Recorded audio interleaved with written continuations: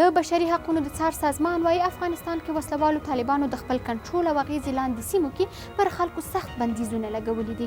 د بشري حقونو د څار سازمان پرون په دې اړه یو راپور خپور کړی چې عنوان یې د شکایت هیڅ حق نه لري دی. دا راپور د تیر یو نیم کال راهیسې د 138 کسانو سره د مرکو او مخامخ خبرو پر اساس لیکل شوی دی.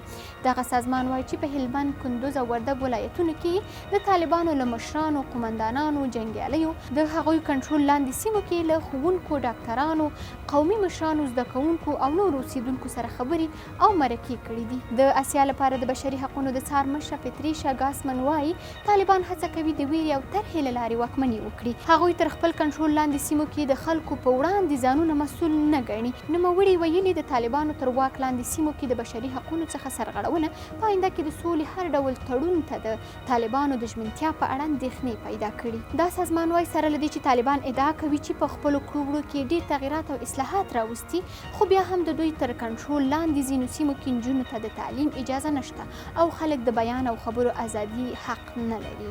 د بشري حقونو د څار سازمان داسې مهال دا راپور خپروي چې امریکا له طالبانو سره د سولې تړون کړی او ټاکل شوي چې زر بین الافغاني مذاکرات پیل شي. شنونکي وایي وسلوال طالبان باید د سولې بهیر سره د یوځای کېدا لپاره خپل شرایط نرم کړي او نړیوال بشري حقونو اصول ومني. طالبان هغه ځای ساحو کې چې نفوذ لري په هغه ساحو کې خلک نه یوازې دا چې د شکایت حق نه لري بلکې ډېر کله خپله د طالبانو لخوا نه یا وژل کیږي یا اختطاف کیږي. که چېرته داسې دغه وي که نه موږ د طالبانو هغه دوږم ایډیالوژي وګورو یا طالبان د یو لوی قوت په توګه د یو مسلط قوت په توګه باندې د سیاسي سیستم برخه وګرځي، نو دلته د بشري حقوقو لپاره یو فاجعه ده، یو غمیزه ده. نو زه فکر کوم چې که په طالبان راځي هم د یو مسلط قوت په توګه باندې باید د سیاسي سیستم برخه ونه ګرځي، ځکه چې نړۍ بیا د دې شرم نشي پټولی. یو شمېر افغان چارواکي د بشري حقونو فعالان او عام خلک وایي باید د سولې په خبرو کې دا ډاډ ترلاسه شي چې په افغانستان کې به آینده حکومتونه بشري حقونو ته ژمن وي.